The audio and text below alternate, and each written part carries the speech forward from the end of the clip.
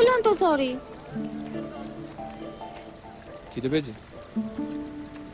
দেখুন, আমি রোজ সকাল 9টার মধ্যে ব্রেকফাস্ট করি আর সাধারণত 1:30টার মধ্যে লাঞ্চ। এখন তো প্রায় 3টে বাজে, দুটোর একটাও করা হয়নি। কিছু খেতে পারি? কলকাতায় মেয়েরা বাড়িতে রান্না বান্না করে না? কলকাতায় ছেলেরাও করে, কেন বলুন তো? তাহলে সবাই এখানে এসে খাচ্ছে। এটা কাজের জায়গা, একবার এলে বাড়ি কখন ফিরবে তার কোনো ঠিক থাকে না। আর এখানে সমস্ত কিছু পাওয়া যায়, যা চাইবেন। কাজেই এখানকার লোকেদের এটাই ঘর, বাড়ি, সংসার, সব কিছু। স্টু আছে?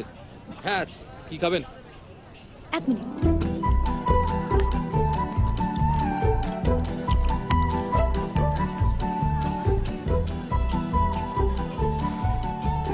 টিপটা সরে গেছে।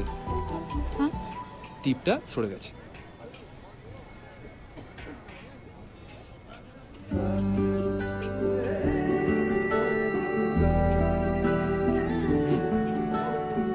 বলুন কি খাবেন? আমি চিকেন স্টু আর ব্রেড খাচ্ছি। আপনি? মা বলে শুভ দিনে আমিষ খেতে নেই। আজকে ইন্টারভিউয়ে দিন তো।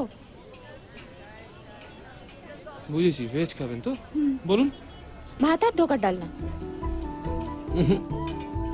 এটা এখানে এখনই পাবেন না, সহজ কিছু একটা বলুন। ঘুগনি, পেঁয়াজ আছে। রুটি, আলুর দম। ওই পেঁয়াজ। ওই দোকানে ভালো সবজির তরকারি করে, চলুন। মাংসর ছোঁয়া। ফল খাবেন? খালি পেটে? পাউরুটি, মাখন হ্যাঁ। দিন।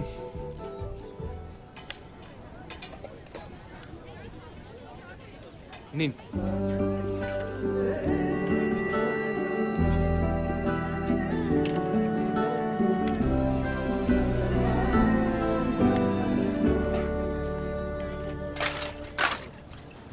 এবার আমাদের দিদির বাড়ি যেতে হবে।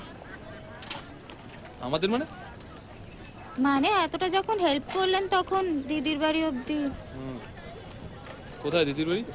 ওই যে বললো সল্ট লেক সি আইল্যান্ড। ঠিক আছে, চলুন, অটো ধরতে হবে। আসুন। আপনার কি এখনো ভয় করছে? আসলে এতক্ষণ আপনাকে ঠিক বিশ্বাস হচ্ছিল না তো, তাই ভয়ও করছিল না। এখন একটু একটু বিশ্বাস হচ্ছে, তাই ভয় করছে। বাস।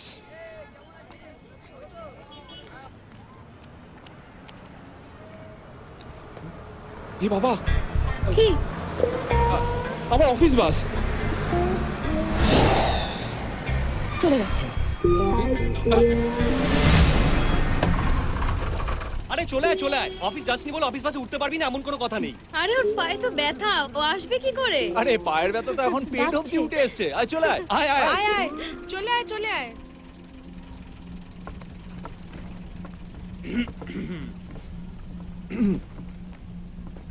সর। এই এখানে বস।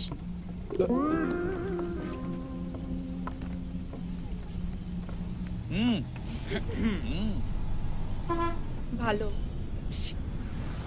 ওদিকে একটু ডাক না। পেছনে ডাকছে।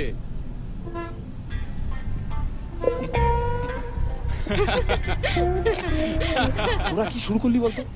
তোরা যেটা ভাবছিস তা নয়। আরে আমি সকালে জামাইবাবুকে ছাড়তে বাস স্ট্যান্ডে গেছিলাম। বেচারি প্রথমবার কলকাতায় এসেছে, রাস্তাঘাট কিছু চেনে না, আর তোরা এখানে। আচ্ছা তুই তো জামাইবাবুকে ড্রপ করতে গেছিলি, তা বাইক নিয়ে নিশ্চয়ই?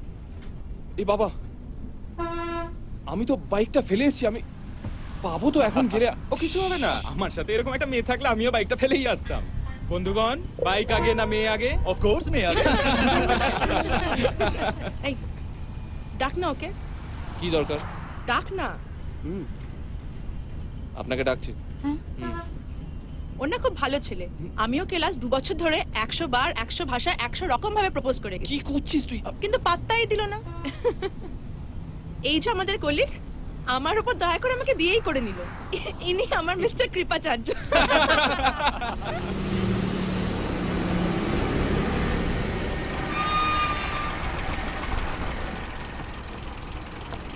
সাবধানে পৌঁছে দিস ভাই। ধন্যবাদ বন্ধুগণ, টাটা, যা এবার।